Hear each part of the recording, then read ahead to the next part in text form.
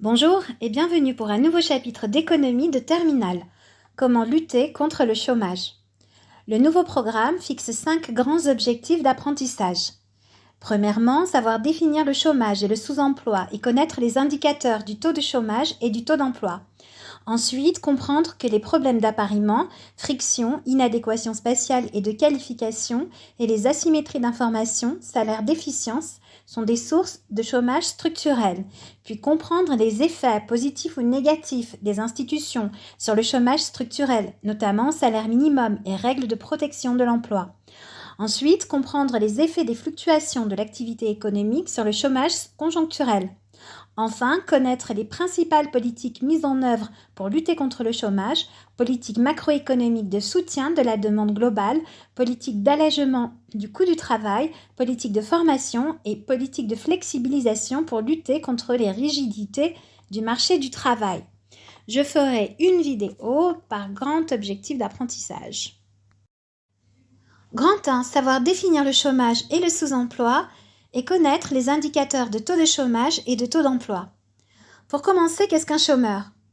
L'un des points les plus importants de ce premier volet sur le chômage est de retenir que les chômeurs appartiennent à la catégorie des actifs. Fondamentalement, un chômeur est une personne temporairement dépourvue d'emploi.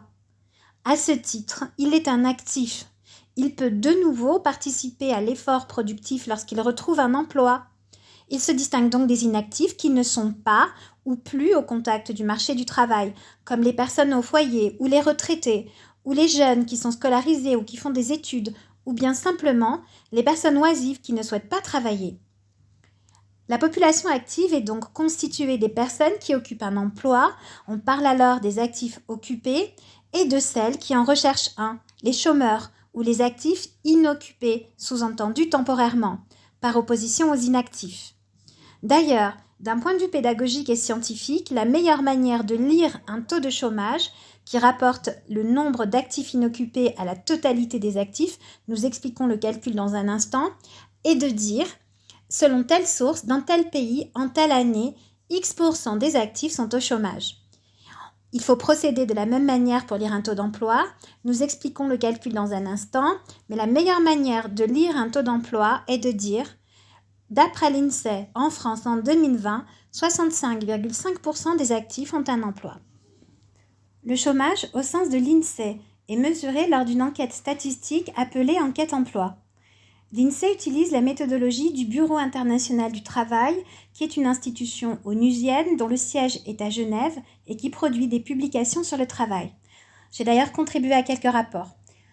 L'enquête emploi est la déclinaison française des Labour Force Surveys européens, mais ceci n'est pas à retenir pour l'examen du bac. L'enquête est réalisée en continu au cours de l'année sur la base d'un échantillon de personnes interrogées. Il s'agit d'un très gros échantillon, environ 150 000 individus dans l'enquête annuelle, renouvelée par 6e tous les trimestres. Donc on fait 1 sur 6 fois 150 000, ce qui donne 25 000 par trimestre. Alors, juste un détail, mais qui a son importance pour les niveaux supérieurs. Ce sont des logements qui sont enquêtés. En 2022, 80 000 logements étaient enquêtés à partir des fichiers de l'administration fiscale sur la résidence principale. Pour finir sur le sujet de l'échantillon, je ferai une vidéo très bientôt sur les différentes manières de constituer un échantillon ainsi que leur méthode. Revenons plus spécifiquement sur la définition du chômage. La définition du chômage repose sur la notion de semaine de référence, qui correspond à la semaine précédant l'enquête. Alors, qu'est-ce qu'un chômeur pour l'INSEE ? Eh bien, c'est une personne sans emploi, disponible pour travailler et à la recherche effective d'un emploi. Être sans emploi d'abord. Sont considérées en emploi les personnes ayant effectué au moins 1 heure de travail rémunéré dans la semaine de référence. Pour être clair, une personne qui a réalisé plus d'1 heure de travail rémunéré n'est donc pas au chômage. Ensuite, être disponible pour travailler. Il faut pouvoir travailler dans un délai inférieur à 15 jours suivant la semaine de référence. Ce critère exclut les malades ou les personnes qui sont en formation. Enfin, il faut être à la recherche effective d'un emploi. Des actes effectifs de recherche d'emploi doivent avoir été faits dans les 4 semaines précédant l'enquête. Ici, toute la question est donc de savoir ce qu'effectif veut dire. L'INSEE prend par exemple en compte une inscription dans une agence d'intérim ou la réponse à une petite annonce. Mais la simple inscription administrative à Pôle emploi ne suffit pas à justifier d'une démarche active de recherche d'emploi. Bien, il faut noter quelques difficultés statistiques inhérentes à la définition du chômage. De fait, le chômage correspond à un laps de temps plus ou moins long de recherche d'emploi entre deux périodes d'activité. Mais qu'est-ce que rechercher un emploi? Suffit-il de le déclarer?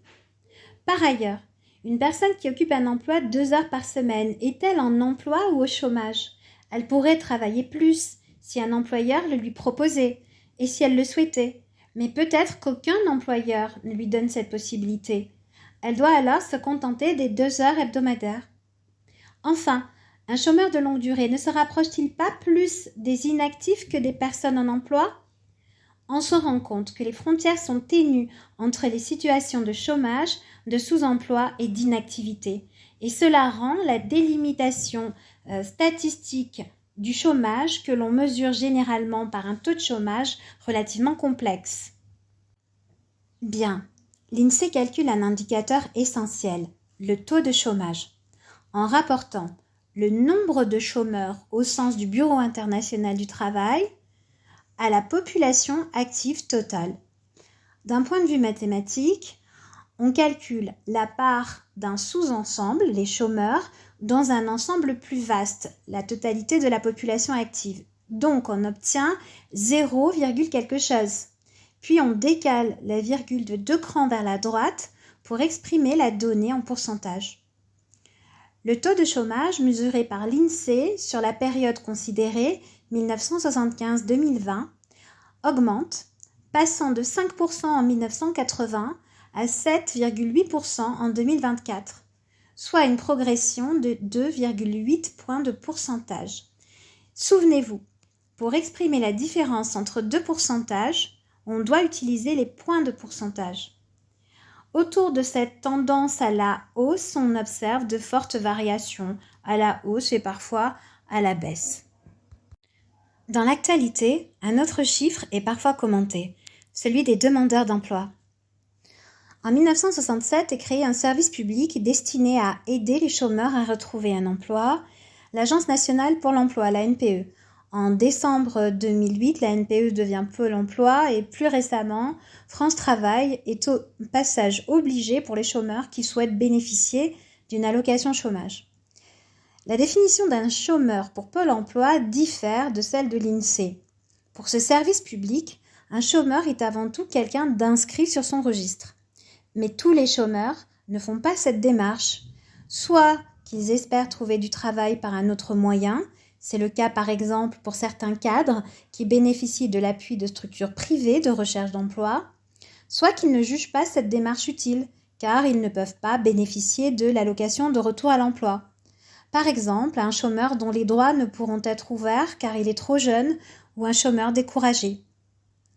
Ces personnes sont recensées par France Travail et sont classées dans plusieurs catégories au regard de leur situation face à l'emploi. Ces catégories comprennent une partie des chômeurs au sens du BIT.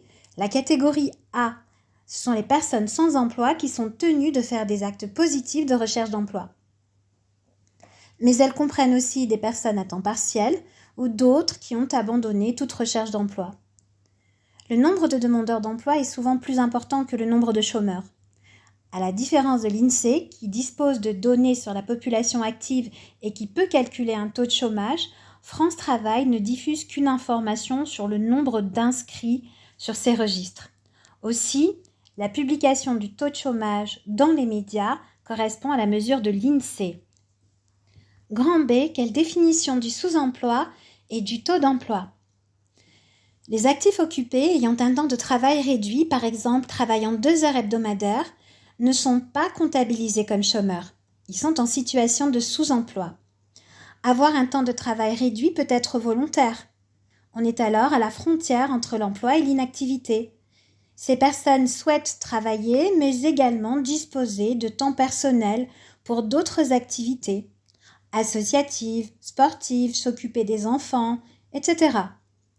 Malgré tout, la plupart du temps, le temps de travail réduit est involontaire. On est alors à la frontière entre emploi et chômage. Ces personnes souhaiteraient travailler davantage, mais elles ne le peuvent pas. Elles ne trouvent pas d'emploi à temps complet, elles ne sont pas très mobiles, elles doivent s'occuper de personnes à charge, etc. Le sous-emploi regroupe donc les actifs occupés qui travaillent à temps partiel et souhaitent travailler plus en étant disponibles pour le faire, mais aussi les actifs occupés à temps partiel ou temps plein qui auraient travaillé moins que d'habitude, soit du fait de chômage partiel ou d'aléas climatiques. Bien, dernier indicateur à retenir dans le cadre du programme de terminale, le taux d'emploi, qui correspond au rapport entre le nombre de personnes d'une classe d'âge donnée en emploi et la population de cette classe d'âge. Il faut décaler la virgule de 2 crans vers la droite au résultat pour obtenir un pourcentage. Merci d'avoir visionné cette vidéo et à bientôt.